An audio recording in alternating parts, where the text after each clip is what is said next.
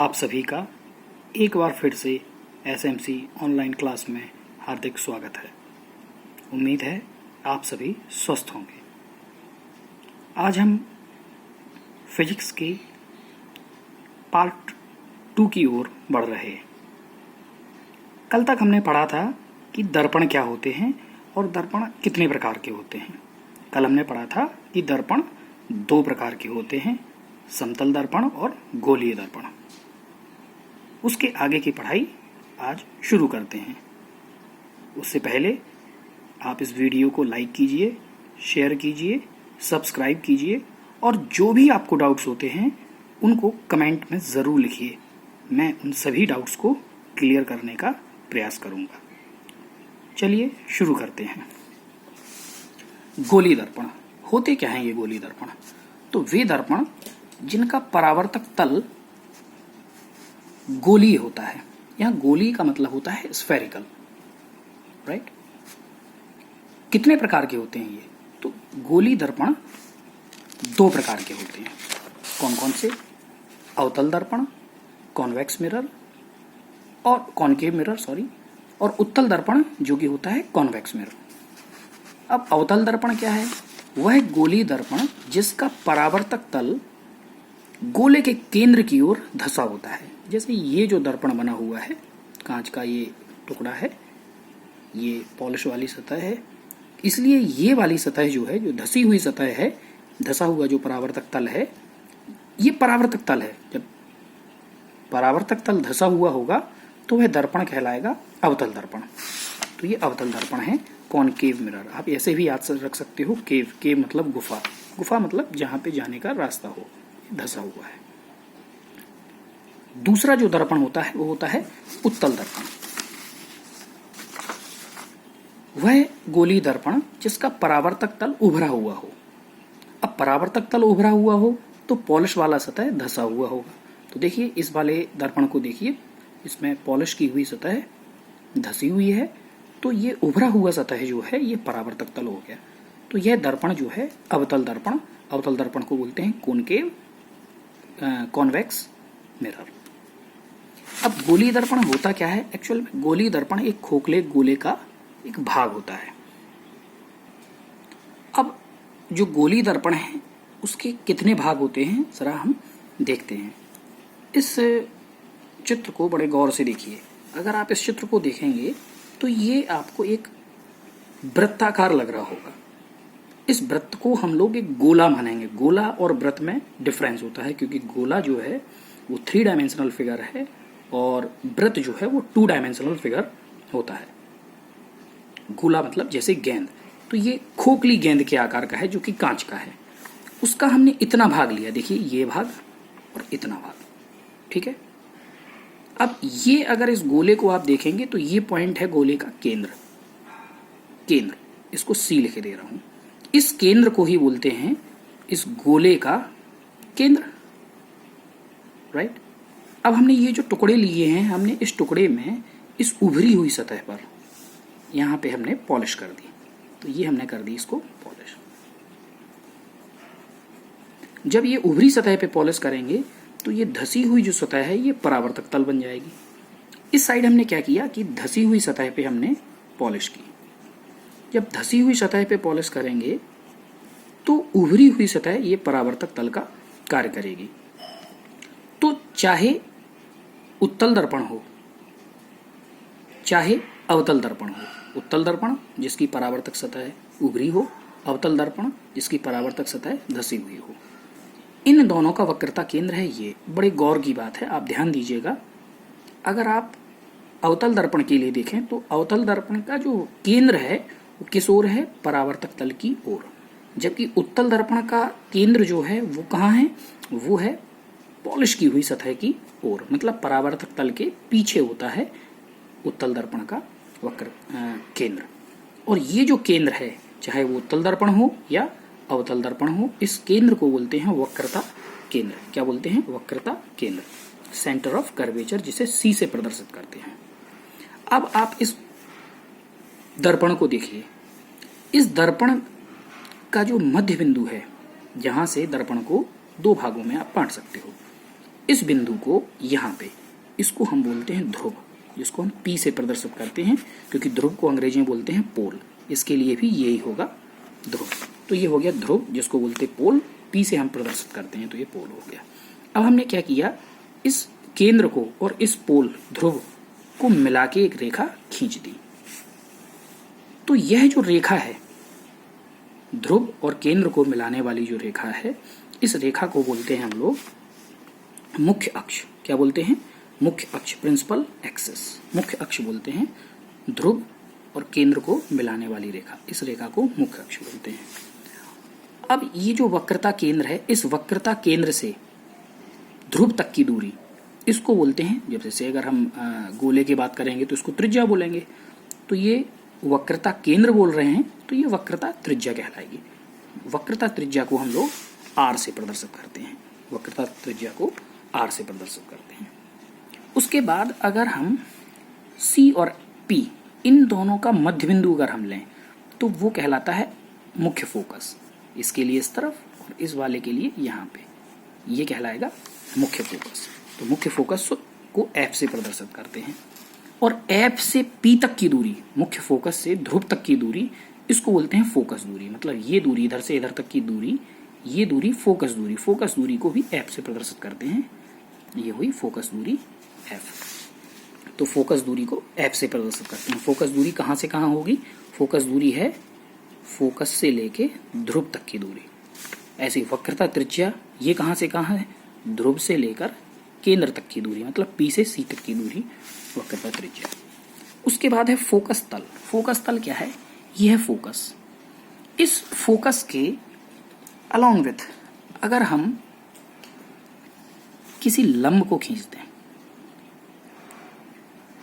ये लंबवत तल खींच दें, तो ये जो तल है, इस तल को, इसको मैं ए लिखे दे रहा हूं, तो इस तल को बोलते हैं फोकस तल। इस तरफ भी एज वेल एज ये तल, इसको मैंने ए डैश लिख दिया। तो ये जो तल है, जो कि फोकस से क्या है? लंबवत है, मुख्य अक्ष, और फोकस पर ये लंब है, तो इसको बोलेंगे, इस तल को बोलेंगे, ये रेखा नहीं है, ये तल है। जैसे ये पेपर एक तल है, प्लेन है, जैसे ये भी एक प्लेन है, तो इस तल को बोलेंगे फोकस तल। तो ये हुआ फोकस तल, फोकल प्लेन।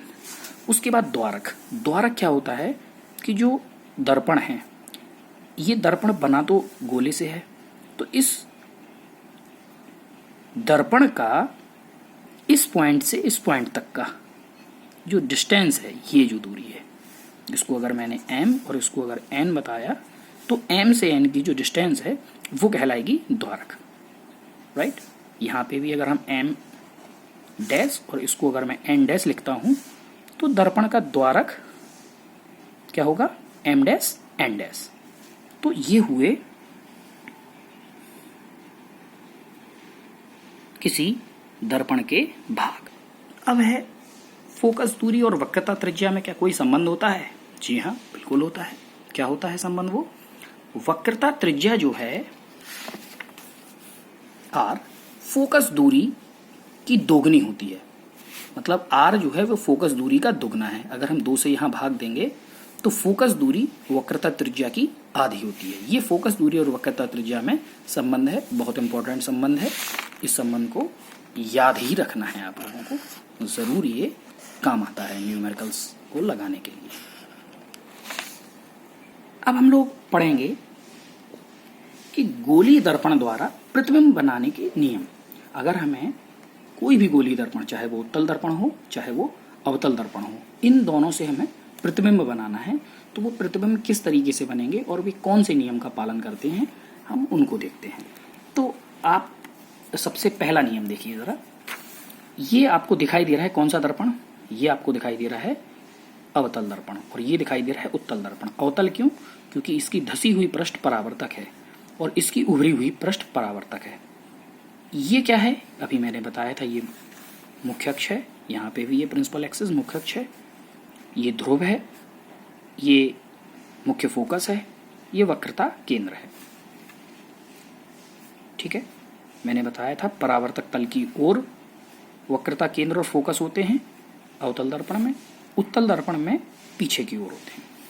अब देखिए, ये है मुख्य अक्ष और ये है प्रकाश किरण। प्रकाश किरण में ये जो तीर बता रहा है कि प्रकाश इस तरफ, प्रकाश स्रोत यहां है, तो प्रकाश स्रोत से किसी वस्तु पे प्रकाश पड़ा, अब प्रकाश जो है वो वस्तु से चला, तो वस्तु से चलकर आने वाला प्रकाश किरण, हम उसकी बात करेंगे।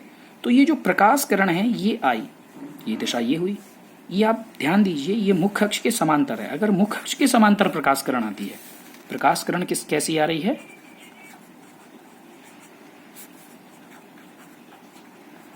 मुख्य अक्ष के समांतर। अगर प्रकाश किरण मुख्य अक्ष के समांतर आती है तो ये टकराएगी दर्पण से, और जाहिर सी बात है आप जानते हो कि जब ये टकराएगी तो ये वापस मुड़ेगी, तभी तो परावर्तन होगा। तो ये कहां से निकलेगी, ये प्रकाश किरण फोकस से निकल जाएगी। कौन से दर्पण में, ये अवतल दर्पण में फोकस से निकल जाएगी। लेकिन उत्तल दर्पण में फोकस से निकलने के लिए प्रकाश की किरण को इस पार जाना पड़ेगा। चूंकि दर्पण है तो प्रकाश की किरण इस तरफ तो जाएगी नहीं, वो तो इसी तरफ जाएगी। तो कहां होकर जाएगी, तो एक रेखा हमने कहां से खींची, देखो ये प्रकाश की किरण आई, आपतित किरण यहां टकराई, तो ये आपतन बिंदु है। क्या है, आपतन बिंदु, ये भी आपतन बिंदु। तो आपतन बिंदु और एफ को आप स्केल से मिलाइएगा।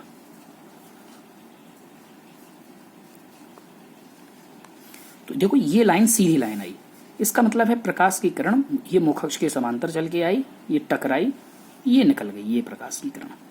अगर इस प्रकाश किरण को देखा जाए तो ये प्रकाश किरण ऐसा लगेगा, अगर ये दर्पण नहीं हो तो ऐसा लगेगा कि ये प्रकाश किरण कहां से आ रही है, फोकस से आ रही है। तो नियम क्या बना कि मुख्य अक्ष के समांतर आने वाली प्रकाश किरण या तो फोकस से जाती है इस दर्पण में, और या फोकस से आती हुई प्रतीत होती है उत्तल दर्पण में।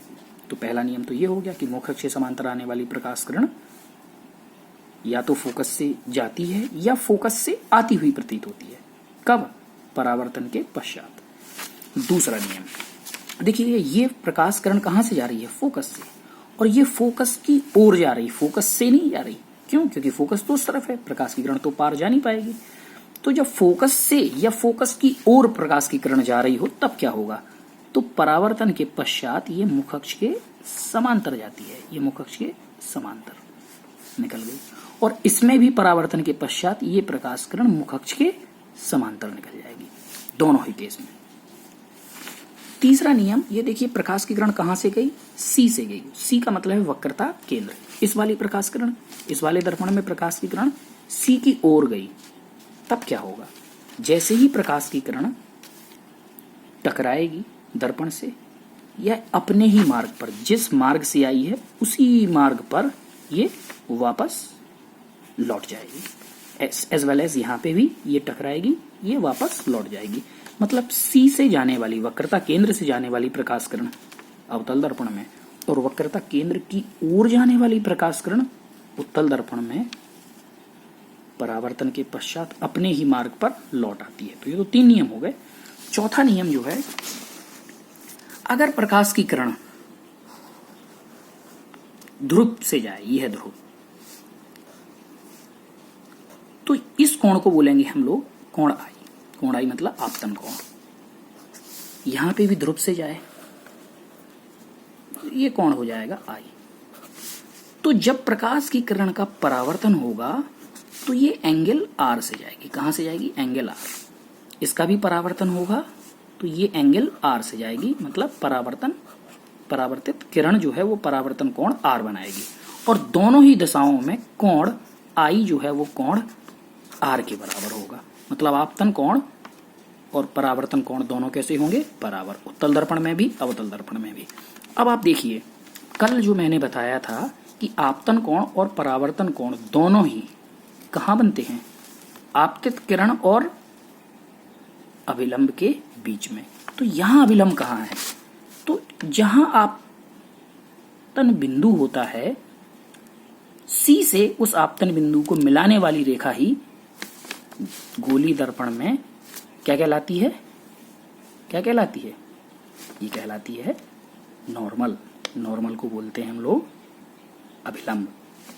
अगर आप इसको भी ध्यान से देखें और यहां पर भी हम अभिलंब की बात करें, तो ये सी और ये है आपतन बिंदु, अगर हम इसको मिला दें तो ये अभिलंब कहलाएगा। ये आपतन बिंदु, ये अभिलंब, ये आपतित किरण, ये परावर्तित किरण।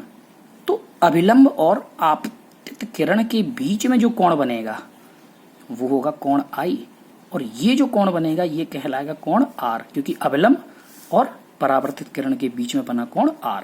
तो इस दिशा में ये दोनों कोण एंगल I बराबर होगा एंगल R के। कहीं पर भी, यहाँ पे भी आप C से इस बिंदु को मिला दीजिएगा। अब यहाँ पे आप क्या करोगे, C से इसको मिलाओगे, यहाँ तो कोण 0 बनेगा। क्यों?